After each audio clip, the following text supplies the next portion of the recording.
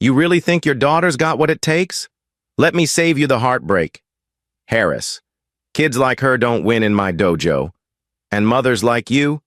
You're better off in the bleachers, keeping quiet and staying out of the way. Nate Brooks' voice boomed across the room, slicing through the rhythm of kicks and punches like a cold blade. Every word dipped in condescension and meant to cut deep. A few parents stifled awkward laughs. Others shifted uncomfortably. But Victor Caldwell didn't hide his smirk. His eyes lingered on Eleanor Harris with the smug satisfaction of a man convinced of his own superiority. The Elite Warriors Martial Arts Academy fell silent. The only sound the faint squeak of bare feet against the mats as everyone turned to see how she'd respond. Before I tell you what happened next, where are you watching from? Drop it in the comments. Hit subscribe. And like this video so more people can hear stories like this. Now, let me take you to where it all began. It was a crisp autumn afternoon in Chicago. The kind of day where the sunlight bounces off the glass towers downtown and the air carries that faint bite before winter. Eleanor stepped inside the academy like she had dozens of times before. Holding her gym bag in one hand and the strap of her coat in the other, her eyes locked immediately on her daughter Maya, 14 years old, moving with precision on the far mat. The kick Maya threw was textbook, clean line, perfect balance, sharp snap. But it earned her nothing from Nate but a curt nod and the flat word, again, not 30 seconds earlier. Ethan Clark, a white student a year older, had thrown a kick that landed awkwardly with his heel, but Nate had grinned, clapped him on the back, and called him champ. Eleanor had been watching this for weeks now. The subtle but relentless way Nate's praise flowed toward certain students and his criticism landed harder on others. And it wasn't just Maya. Jamal Turner, a 12-year-old black belt hopeful, had been singled out that day too. "You call that a block?" Nate barked at him. "My grandmother could do better." Seconds later, when Ethan made the exact same mistake, Nate simply chuckled and said, "Don't worry, you'll get it." Eleanor's jaw tightened. This wasn't just tough coaching, it was a message. One that told every kid in the room exactly who mattered more. Off to the side, leaning against the railing like he owned the place. Was Victor Caldwell? He was the Academy's largest sponsor. A man who seemed to believe his checkbook entitled him to shape its culture. Victor's suit was tailored. His cufflinks gleamed under the bright fluorescent lights, and the faint scent of his cologne cut through the mix of sweat and minty floor cleaner. He'd been friends with Nate for years, and Eleanor had overheard enough to know that his idea of helping was pushing Nate to focus his energy on the kids he thought could bring the Academy prestige, which, in Victor's world, somehow never seemed to include the black and brown students. Today, Victor chuckled outright when Nate tore into Jamal. "Only the strong make it," he murmured to the parent next to him, though his tone made it clear he had a narrow definition of strong. Lila Morales, Eleanor's best friend and fellow parent, stood at her side, arms folded tight across her chest. "You seeing this?" she asked in a low voice. Eleanor didn't answer, but her eyes stayed locked on the mat.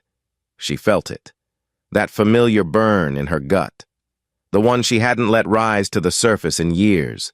She'd buried that part of herself deep, under layers of PTA meetings, late-night homework help, and the quiet routines of motherhood.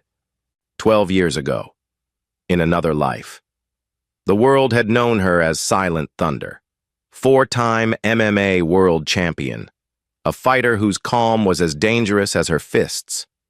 Back then, she'd stepped into cages under the blinding lights of Las Vegas and dismantled opponents with precision and grace.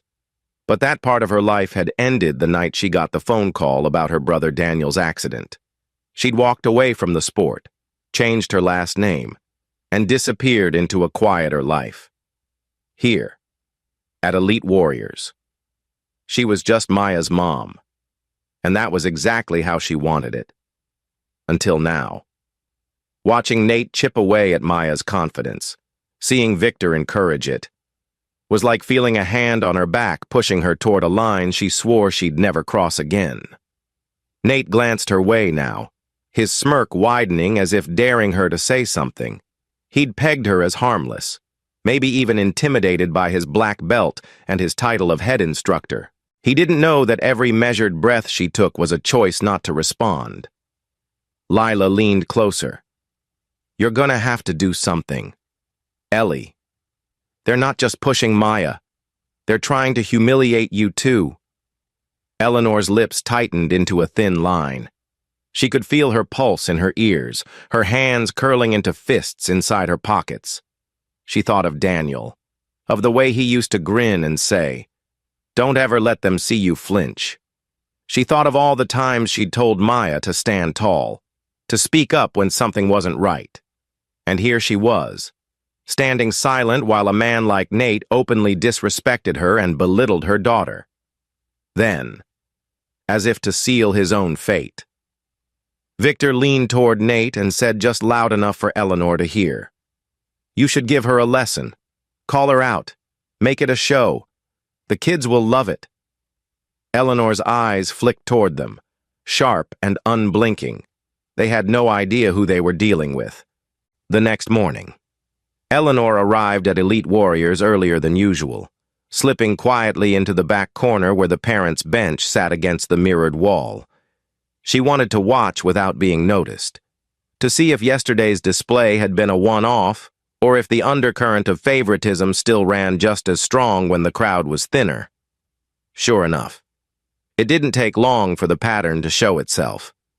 Nate was already on the mat, running the intermediate class through warm-ups. Ethan Clark stumbled on his footwork during a sequence of side kicks, and Nate chuckled, ruffling the boy's hair like an indulgent uncle. "That's all right. Champ, you'll nail it next time, not 5 minutes later." Maya hit the exact same misstep during the same drill, and Nate's face hardened. "Do it again. Harris, and focus. You're not here to waste anyone's time." Maya's cheeks flushed, but she bit her lip and repeated the move. From Eleanor's vantage point, the kick was almost perfect, sharp, controlled, and on target. But Nate gave only a curt nod before moving on. Victor Caldwell was there again too, leaning casually against the railing, sipping coffee from a gleaming silver tumbler. He caught Eleanor's eye briefly, his smirk curling just enough to send a message. He knew she was watching, and he wasn't bothered by it. Instead, he turned his attention back to Nate, leaning in to murmur something. Eleanor couldn't catch every word, but she heard enough. "Show her up, think she's tough," followed by Nate's low laugh. Lila slipped in beside Eleanor a moment later, coat still draped over her arm. "It's getting worse," she muttered. "You gonna say something?" Eleanor kept her gaze forward. Not yet. She wanted to see just how far they'd push it. Midway through class, Jamal Turner made a small error during a sparring drill, his guard dropping just a fraction. Nate barked at him like he'd committed a mortal sin. "You want to get knocked out? Keep that hand down and see what happens." Jamal's eyes dropped to the mat. 2 rounds later, Ethan dropped his guard completely, and Nate just laughed, tapping the boy's forehead lightly with his glove. "See? That's why you don't get lazy." The double standard was glaring, and Eleanor felt her hands curl into fists inside her coat pockets. The words she'd bitten back yesterday sat on the tip of her tongue. After class ended, parents gathered their kids and headed toward the lobby. Eleanor waited, letting the room empty before she approached the mats. She caught just enough of Nate and Victor's conversation to stop her in her tracks. "She's always sitting back there with that look," Nate said, "like she knows something I don't." Victor snorted. "Then call her out. Invite her to the mat. Make it fun. She won't last 30 seconds with you." Nate laughed, a low, dismissive sound. It'd be over in 10. They didn't know she was standing just a few feet behind them. Eleanor didn't flinch. She simply turned, walked out the door, and headed home. But that night, sitting in her small apartment by the lake, she couldn't shake their words. The quiet hum of the refrigerator was the only sound in the room as she pulled a worn shoebox from the top of her closet. Inside, beneath an old photo of her and Daniel, lay the black leather MMA gloves she hadn't touched in over a decade. She ran her thumb along the fraying edge of the wrist strap, remembering the feel of the cage floor beneath her feet, the roar of the crowd, the laser focus of a fighter who knew exactly who she was. The name Silent Thunder had once been etched in gold across the backs of fight posters. She'd walked away from all of it to protect her peace, to give Maya a normal life, to bury the part of herself that only came alive when the stakes were highest. But now, those same instincts that had carried her to 4 world titles stirred again, sharp and undeniable. Lila called just as Eleanor was setting the gloves down. "You hear what they said?" she asked without preamble. "I heard enough," Eleanor replied. "They're planning to humiliate you. Ellie, in front of Maya, in front of everyone." Eleanor's jaw tightened. "Then maybe it's time they find out exactly who they're dealing with." There was a pause. Then Lila's voice softened. "You sure you're ready for that?" Eleanor's eyes flicked to the framed photo of Daniel on the bookshelf. "I've been ready since the day I left," after hanging up. She opened her laptop and searched for an old folder of fight footage. There she was. Lighter, younger, eyes hard with focus, slipping jabs, landing clean counters, submitting opponents twice her size. The memories came back in waves, the adrenaline, the discipline, the quiet satisfaction of victory earned. She closed the laptop, stood, and began moving through the warm-up routine she hadn't touched in years. Her muscles remembered. Every strike, every pivot, every breath fell into place as if no time had passed at all. The next day, she'd be ready for whatever lesson Nate thought he was going to teach, and if he was foolish enough to challenge her, she'd give him one he wouldn't forget. That night, after the academy had emptied and the city outside her window had settled into its usual hum of traffic and distant sirens, Eleanor sat alone at her small kitchen table, the glow from a single lamp casting a soft halo around the worn wood. Her fingers traced the edge of the black leather MMA gloves lying in front of her, the same gloves that had been tucked away in a shoebox for over a decade. She hesitated for a moment before pulling open the bottom drawer of the cabinet beside her. There, beneath neatly folded dish towels, was the object she hadn't touched since the night her life changed forever. A championship belt, heavy and cool to the touch, the gold plate gleaming faintly even under the muted light. 4 silver stars lined the edge, each representing a world title she had fought for and won. She held it in her lap and closed her eyes, and in an instant, she was no longer in her apartment in Chicago.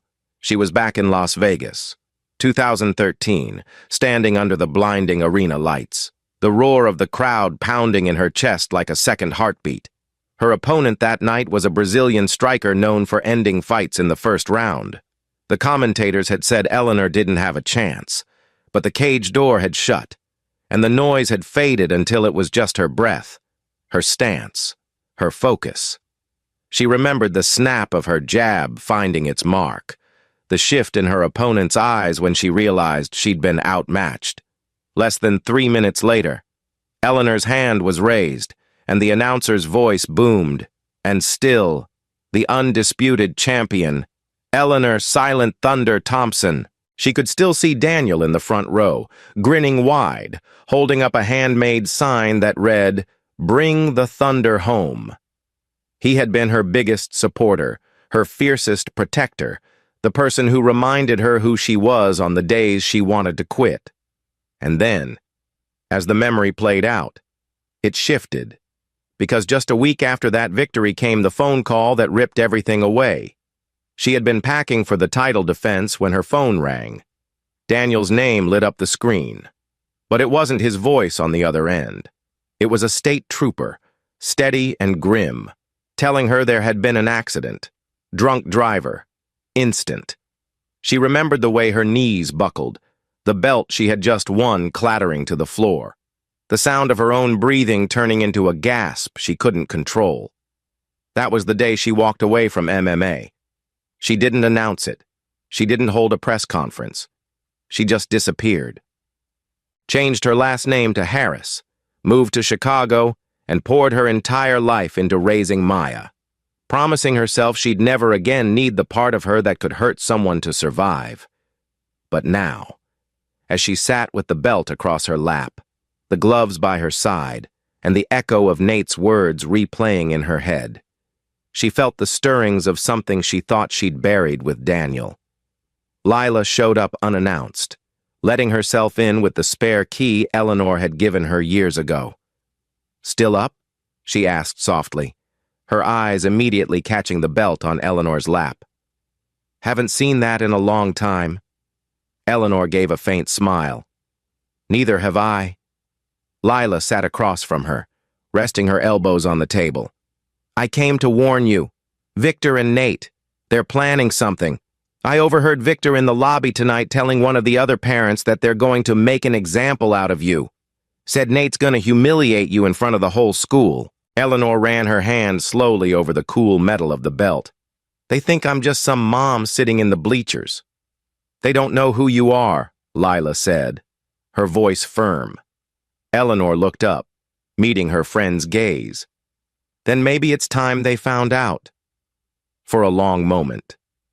The room was silent except for the muffled sound of a car passing on the street below. Finally, Lila leaned back. "If you're going to do this, you can't just walk in there cold. You've got to train. Get your timing back. You've been out for 12 years. Ellie." Eleanor's lips curved into the faintest smirk. "Timing's muscle memory, and I never lost it." Still, after Lila left, Eleanor rolled up the worn area rug in her living room, taped off a small square of floor with athletic tape, and began to move. At first, it was slow, shadowboxing, working the angles, feeling out her balance, but soon the rhythm returned. Jab, cross, slip, pivot, hook. Her body remembered. The burn in her shoulders felt like an old friend. The next hour passed in a blur of strikes, sprawls, and footwork drills. When she finally stopped, chest heaving, sweat dripping down her spine, she caught sight of herself in the hallway mirror. She didn't see Maya's mom anymore. She saw Silent Thunder, the fighter who had faced opponents twice her size and never backed down. She touched the photo of Daniel on the wall as she passed. "This one's for you," she whispered, that night, as she lay in bed. Her mind didn't wander to the life she'd built after MMA. It stayed locked on the moment Nate would throw down the challenge. She could see it already. The crowd gathered, Victor smirking from the sidelines, Maya watching with wide eyes, and she could see exactly how she'd answer. Not just for herself, but for every kid on that mat who had been made to feel less than. She closed her eyes, steadying her breath, and let the memories of the cage play one more time in her mind. The fight wasn't here yet, but in her heart. It had already begun. The following afternoon, the atmosphere inside Elite Warriors felt different, charged, like the air before a storm. Parents clustered along the walls, whispering, their eyes flicking toward Eleanor every so often. She could feel the shift, could sense that whatever Nate and Victor had been scheming was about to unfold. Victor stood near the entrance in another one of his tailored suits, coffee in hand, chatting with a pair of parents like a politician working a crowd. Nate was on the mat, leading warm-ups, his voice carrying with that mix of authority and arrogance Eleanor had come to recognize. Halfway through the session, Victor clapped his hands once, sharp, loud, and the chatter died instantly. "Ladies and gentlemen," he announced with the false enthusiasm of a man who thinks he's about to deliver great entertainment, We're going to do something special today. A little exhibition match for our students. A ripple of excitement moved through the kids, some bouncing on their toes, others craning their necks to see what was happening. Nate stepped forward, scanning the crowd with mock consideration before his gaze landed on Eleanor. "Mrs. Harris," he called, voice dripping with that same condescension he'd used days earlier. "Why don't you come up here? Show the kids how a supportive mom gets involved. You've been watching from the sidelines for months. Let's see if you've learned anything." A couple of parents chuckled. Victor's smirk widened. Lila's sharp intake of breath beside Eleanor was the only sound she registered for a moment. Eleanor rose slowly, unzipping her jacket and setting it neatly on the bench.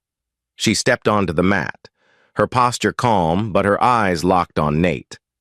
"Fine," she said evenly.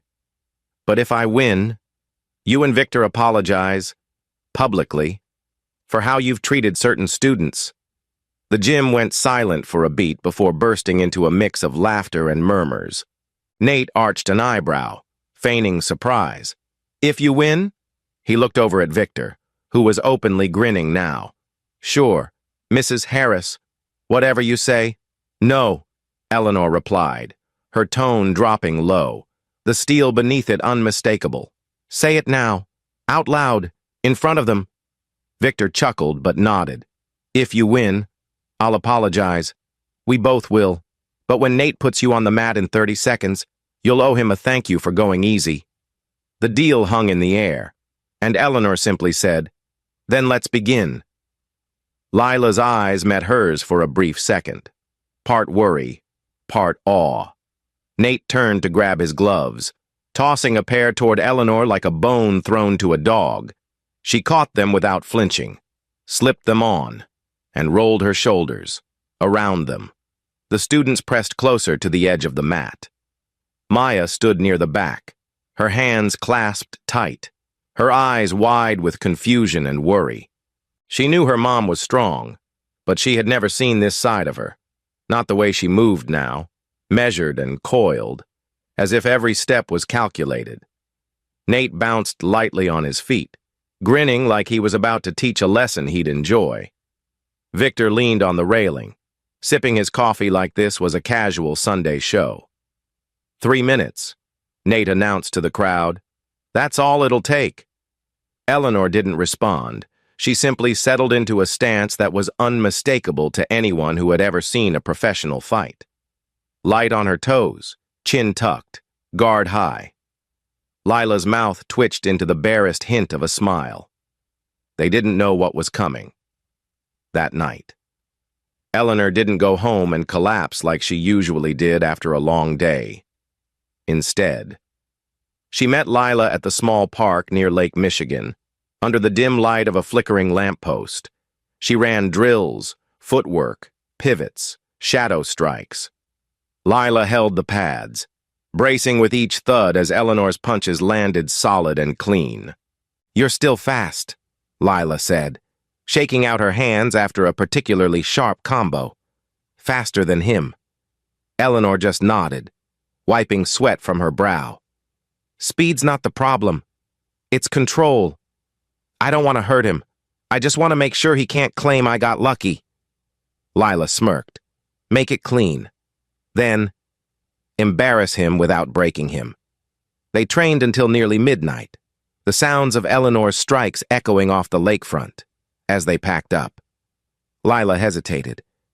"You sure you're ready for the fallout? Because after tomorrow, you won't be invisible anymore." Eleanor paused, tightening the strap on her gym bag. "I was invisible to protect Maya. But if staying invisible means letting men like Nate teach her she's less than, then I'm done hiding, back in her apartment." She placed the championship belt on the table where she'd see it in the morning. It wasn't about glory, not anymore. It was about principle, about showing her daughter, and every kid in that academy, that respect is earned by how you treat people, not by how loud you are or how much money you have. The next day, the whole academy would know exactly who she was, and she had no intention of giving Nate or Victor the easy victory they were banking on by the next afternoon. Word had spread through the Elite Warriors Martial Arts Academy like wildfire, and the place was packed far beyond a normal training day. Parents stood shoulder to shoulder along the walls, some with their phones out. Students crowded at the edges of the mat, and even a few people from neighboring businesses had wandered in to see what the buzz was about. The air was thick with anticipation, the kind that hums just before a big fight, though most in the room thought they were about to watch a one-sided spectacle. Nate Brooks, dressed in his crisp black jai, paced in the center of the mat with a grin so smug it almost dared someone to wipe it off his face. Victor Caldwell leaned against the railing with his arms crossed, his gold watch catching the overhead lights, looking like a man convinced the outcome was already written. Eleanor stepped forward from the bench, wearing plain workout gear, black leggings, a fitted gray top, no gi, no belt. She didn't need them. Her presence alone was different today, calm, unhurried, but with an unmistakable gravity. Maya stood off to the side, anxiety etched into her young face, and Lila was a few steps behind her, hands stuffed into her jacket pockets as if to keep from clapping too soon. Nate raised his voice, addressing the crowd. "All right, folks, just a friendly exhibition. 3 minutes. Let's see if Mrs. Harris here can survive without pulling a muscle." Laughter rippled through the room. Eleanor said nothing. She simply walked to the center, touched her gloves together in the customary gesture of respect, and took her stance. Light on her feet, guard high, eyes locked on Nate's chest. A few older students squinted, recognizing the form immediately. The whistle blew. Nate came forward fast, a flurry of jabs meant to overwhelm her early. Eleanor didn't move backward. She pivoted, her body turning just enough for each strike to graze harmlessly past. The crowd made small noises, surprise, confusion. At the ease with which she read him, Nate's grin faltered, and he came in harder, trying a quick combination into a low sweep. Eleanor stepped aside, catching his momentum with her forearm and guiding him past as if he were a beginner. She didn't throw a punch yet. She didn't need to. Each miss chipped away at his confidence, and the onlookers began to sense it. Victor's smirk had tightened into something less certain. 30 seconds in, Nate lunged with a high roundhouse, and Eleanor moved like lightning, ducking under, pivoting behind him, and tapping the back of his neck with a gloved fist in the clean, precise motion of a knockout strike. She pulled it, of course, but the message was clear. If she wanted to, it would be over. Gasps erupted around the room. "Was that?" one parent whispered before cutting themselves off. Nate spun, jaw tight, and now his movements carried something uglier. Frustration. He swung wider, abandoned his clean form, and tried to muscle her down with brute strength. Eleanor let him commit, sidestepping again, this time adding a light push to his shoulder that sent him stumbling to one knee. The crowd murmured louder. A couple of students glanced at their phones, pulling up old fight clips. Within moments, whispers began to spread. Silent thunder. Could it be? Nate's breathing had grown heavy, his cheeks flushed. He charged again, and Eleanor met him head-on this time, deflecting his strike and answering with a single, measured hook to his midsection, not enough to hurt him badly, but enough to knock the wind out of him and send him back a step.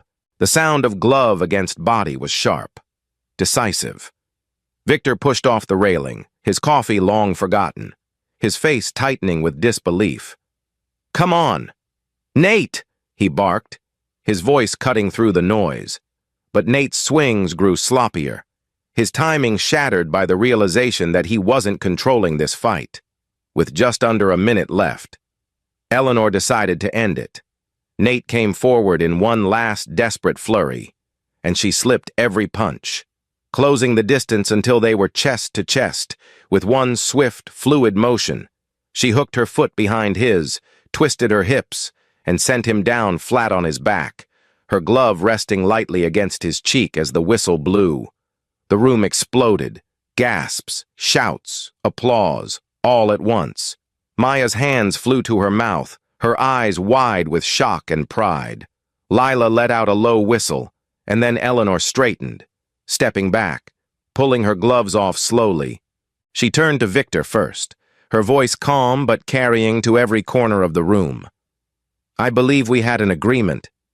Victor's face reddened, but before he could speak, a voice from the crowd shouted, "She's silent thunder! Look!" Phones were held high now, screens showing old clips.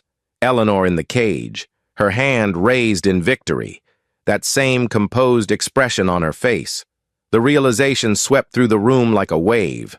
Parents stared, students buzzed, and Nate, still catching his breath on the mat, closed his eyes briefly before looking up at her. He knew he'd been beaten clean. "I apologize," he said, the words stiff but audible, "for the way I treated you, and your daughter."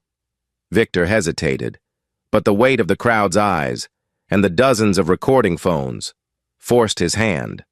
"I was wrong," he said, each word tasting bitter. "I shouldn't have encouraged favoritism. I apologize to you and to anyone who felt disrespected." Eleanor nodded once. "Respect isn't about belts or titles. It's about how you treat people. Every single day." Then she turned and walked to Maya, who threw her arms around her mother, the pride on her face shining brighter than any championship gold. The match was over, but the real victory had just begun. The gym was still buzzing long after the match had ended, students replaying the takedown in slow motion on their phones, parents whispering to each other, and kids, especially the ones who had been on the receiving end of Nate's double standards, looking at Eleanor like she was someone out of a legend. Nate sat on the edge of the mat, gloves off, head down, sweat still dripping from his temples. The flush of exertion had faded, replaced by something more complicated. Embarrassment. Yes. But also the dawning realization that he had been exposed, not just as a man who had underestimated someone, but as an instructor who had failed the very principles he claimed to teach. Slowly, he pushed himself to his feet and walked toward Eleanor, who stood near the edge of the mat with Maya and Lila at her side. He didn't look at the crowd. His eyes were on her. "I was wrong," he said again, louder this time, his voice carrying over the quiet murmurs. "I treated some of my students differently because of my own biases. I disrespected you and your daughter. That ends today." A murmur of surprise and approval swept through the room. Maya's grip on Eleanor's arm tightened, and Eleanor gave her a small squeeze in return. Victor Caldwell, however, was still leaning against the railing, his jaw clenched, eyes darting around as if looking for a way to reclaim control of the narrative. He had been a man used to owning the room, and now he stood in one where he was the least trusted person, but with so many phones still recording. He had no choice. Eleanor turned her gaze toward him, calm and unyielding. "Your turn." "Victor." He straightened, his smile returning in a brittle, forced way. "I already said." "No," Eleanor interrupted, her voice firm. "Say it to them, to the students, to the parents, to the kids you've been telling aren't worth your time." Victor's eyes swept over the crowd, every one of them watching, waiting. The weight of their stares and the reality that this moment would live forever online seemed to sink in. He cleared his throat, adjusted his cufflinks, and said, "I was wrong. I let my personal opinions affect how I encouraged this academy to be run.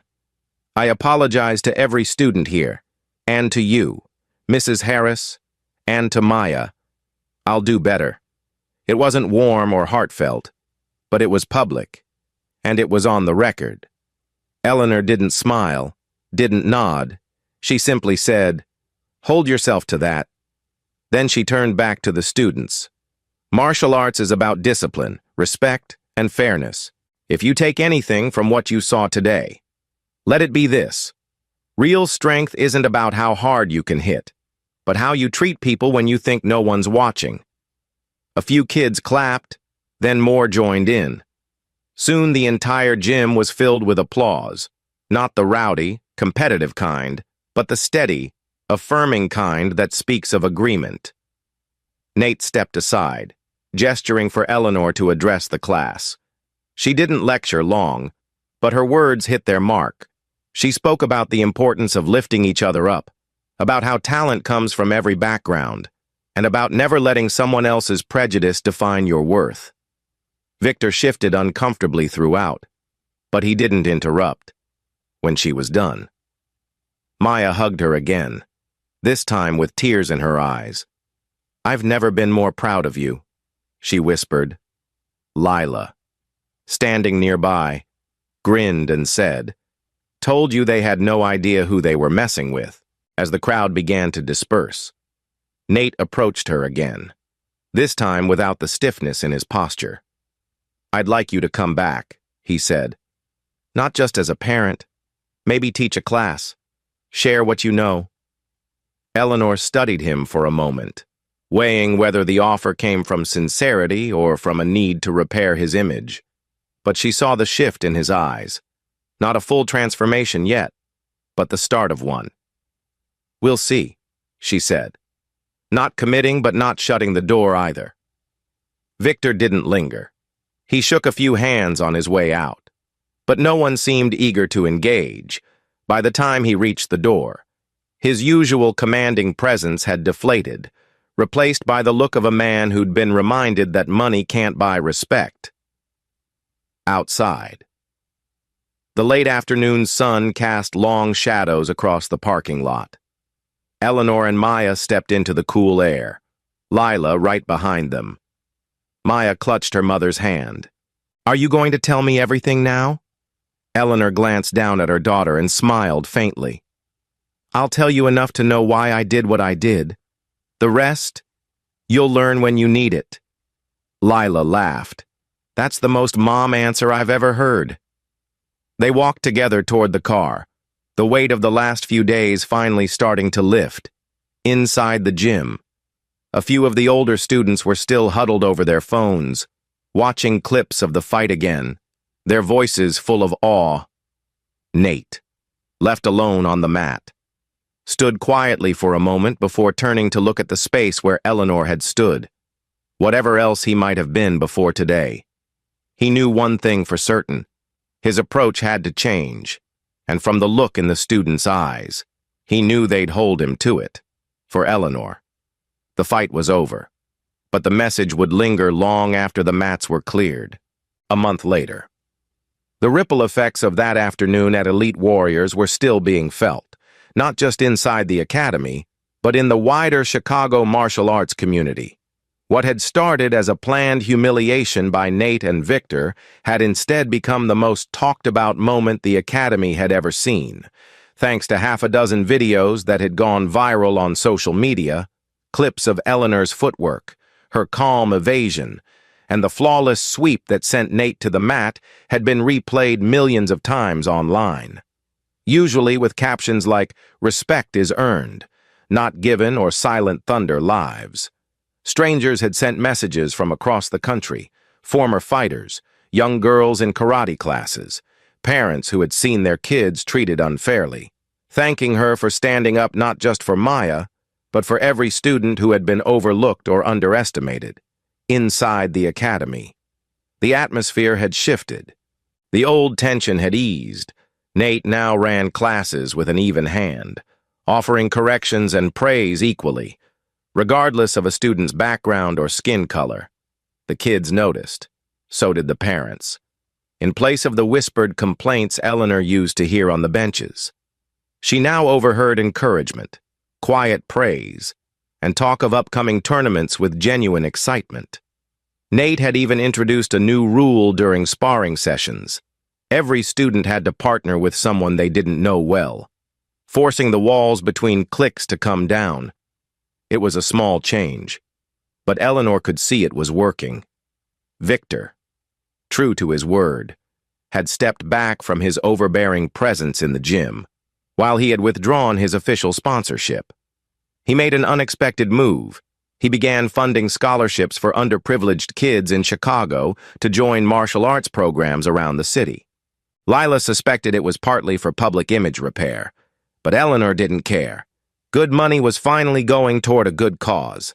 Maya, for her part, had blossomed. Just 2 weeks after the match, she earned her green belt, and this time, when Nate tied it around her waist, he did it with a smile that reached his eyes. Eleanor had never seen her daughter stand so tall.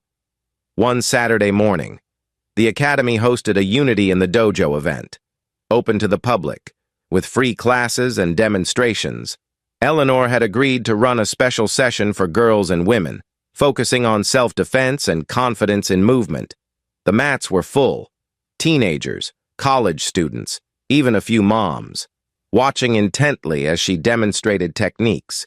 She didn't lecture them on her past. She just showed them how to move, how to stand, how to take up space without apology.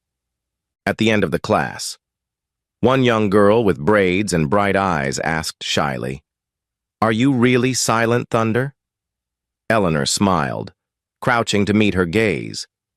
"I was... But you? You can be whatever name you choose for yourself." The girl grinned like she'd been given a secret. As the day wound down, parents and students mingled, sharing food and stories, the gym buzzing with an energy Eleanor hadn't felt there before. She caught Nate watching her from across the room, not with resentment, but with a kind of quiet respect. He gave a small nod. She returned it. Later that evening, as the sun dipped low over Lake Michigan, Eleanor and Maya walked home from the train station, the city's golden skyline behind them. Maya carried her belt draped over her shoulder like a badge of honor. "You think I'll ever be as good as you?" she asked, half serious. Eleanor glanced at her, eyes soft. "Better. You'll be better, and you'll fight your battles in your own way." Maya grinned, kicking at a stray pebble. "Maybe I'll be the next Silent Thunder." Eleanor laughed quietly. "Or maybe you'll be the first Storm Harris." They reached their building just as the streetlights blinked on, before heading inside. Eleanor paused, looking out at the lake, the wind tugging gently at her hair.